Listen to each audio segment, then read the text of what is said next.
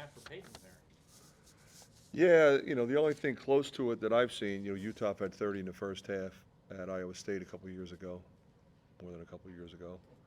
But, you know, he made big shots in the second half that just changed everything. What got him going, do you think? Well, we wanted to get him going, so we tried to run some stuff for him. But the way they play defense, it has to happen naturally. You got to move it. You got to push it in transition. He got some there. We did run some stuff for him, so we got some stuff there. But for the most part, we just got to move it, and find him and understand like we're trying to get it to him. Fran, you guys are down 15. Where's the resiliency come from for this team? Well, there's plenty of time. So there's no need to panic. We got a group with great character. They were locked in during the timeout, and obviously we scored the next 5, and that changes everything. Besides obvious superlatives, how would you describe what Josh did tonight? He was exhausted. I mean, he played as hard as he could every possession at both ends of the floor, and made phenomenal decisions, made big shots, made big plays. I mean, he was really, really special. And what did he play? 44 minutes, almost 45. So, steals, assists, rebounds. That's who he is. He made the jump from freshman to sophomore, but what allowed him to make the jump again from sophomore to junior? Well, I mean, he's really healthy, and he's stronger. He's lifted. He's older. He's seen it. I mean, there's no substitute for that in this league, at this level. Because a lot of times, like a lot of these guys are transfers, but they've been around. Like they know what they're doing. And Fred's done a really good job of blending those guys that came from a lot of different places. And not easy to do sometimes, but if you have a mature group, you got a chance to be special. Fran, Josh just never seems to get sped up, never seems to get riled, just kind of plays at his own pace. I mean, how much of an asset is that, and how much can you really teach into that, and how much is just kind of within himself? Yeah, that's just who he is. He's always played that way. He played that way in high school. He played that way in AAU. I remember watching him and thinking, this guy is like the real deal. And he was, fairly heavily recruited, but I think he was under-recruited for as good as he is. But again, he didn't care. He was just playing.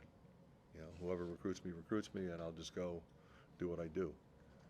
And we're glad he's a Hawk.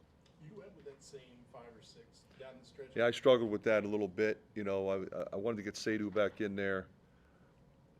I knew Owen's going to need a blow. He had that little stretch where, he got a little sideways, took him out, relax, get back in there. And boy, did he make an impact when he went back in. I'm so proud of him, both ends, because they're pretty good at getting downhill. They got a number of different guys that can get downhill, and they run a lot of really good actions, whether it's handoffs, ball screens, rescreens, Detroit action, and puts a lot of pressure on the 5-man. And he did a really good job. So especially in overtime, it seems like he really was a big difference maker Yeah, on defense. and he had 4 fouls, ended up with his 5th, but he was really good before that. What happened to Thelwell? He's, it's a lingering issue that he's had with his lower leg. Yeah. Is there anything you can say about Cooper? Same health issue that he's had before. So that's going to be day to day, week by week. Josh said you guys tried to foul at the end of regulation. He said he felt like he fouled him. Well, we had a foul to give with 5.8 or whatever it was. So we wanted them to inbound and take a dribble or two of foul, which we did. And it was going to foul right away. Williams kind of caught it on the run.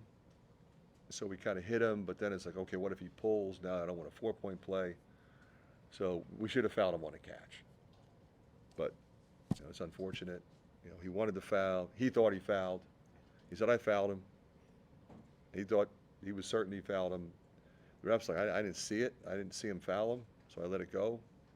So we'll go with the official on that. Fran, with Price had a couple of huge plays, the offensive rebound kicked out back to him at the corner 3. I mean, it just seemed like he. And the steal was huge. He was terrific all night. I mean, he is an underrated defensive player. You know, he'll stick his nose on the glass, which is really big for us because we don't start a big team. So, you know, he's 6'7", so he's got to get in there and mix it up.